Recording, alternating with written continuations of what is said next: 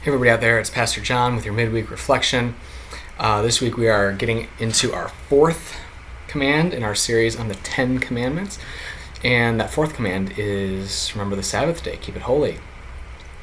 And I before I started doing this reflection, I came across perfect illustration what we're talking about here.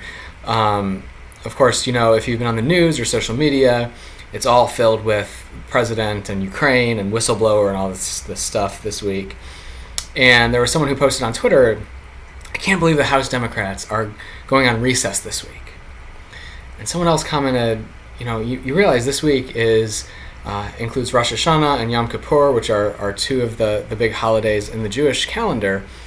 And it just so perfectly got to the rub of Sabbath, right? Like, there's these days of feasting and resting that God has ordained for his people, as the Jews understand it. And this other person who happens to be a Jew, actually, so I'm not here to criticize, I'm just saying this is what makes it hard, is saying, no, but there's something really urgent here. There's a crisis here. And so as the Jews come out of Egypt, or the Hebrew people come out of Egypt, God gives them this Sabbath command, and not in spite of the fact that there are always crises and urgent things that are saying, oh, you need to do this now, but because there are all of these things that are constantly pulling on us and demanding our time and determining how we use it. And God says, you guys got to understand, I'm giving you this gift of Sabbath because time is sacred.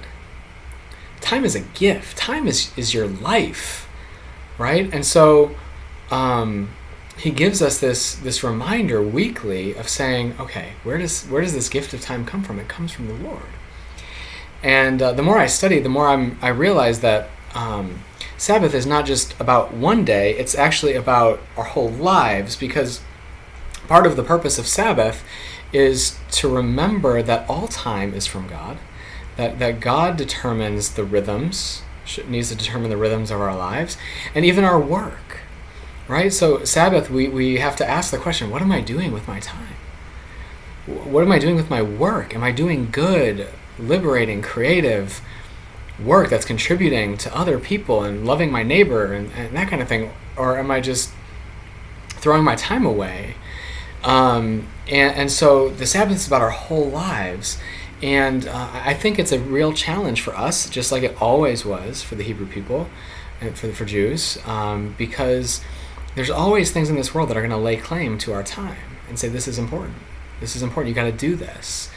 And there are all kinds of things that want to determine the rhythms of our lives. There's jobs and bosses and coaches and teachers and schools and churches even. I've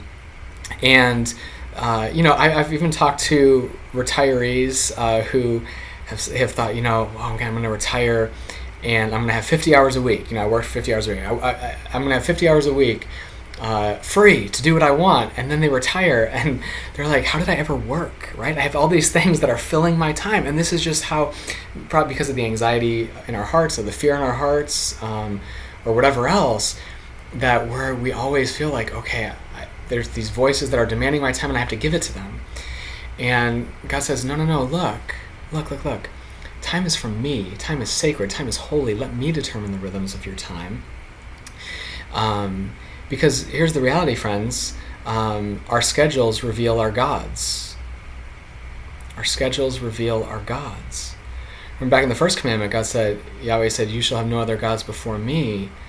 But if we're allowing all these other people and things and responsibilities and what have you to lay claim and put their name on our time, well, the third commandment, you're supposed to carry the Lord's name with significance and worthiness and meaning.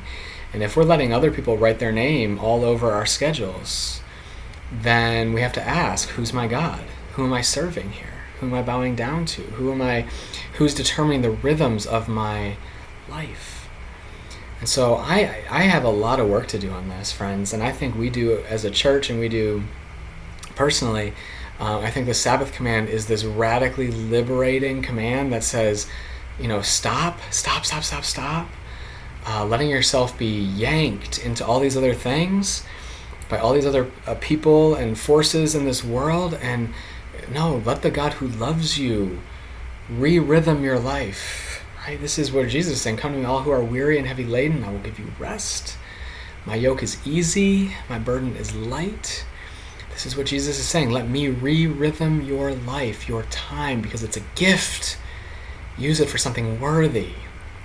And so, friends, I just encourage you before Sunday, when we investigate this commandment a little bit, to look at your schedule and ask, what does my schedule reveal about my gods? It's a tough one. I'm struggling with it myself too. But I think we need to do that if we want to be free, if we want to experience, I should say, the freedom that God is inviting us and providing for us. We need to listen to this commandment about the Sabbath. So, as always, I look forward to worshiping with you as we live the gospel life together. Until then, may God bless you.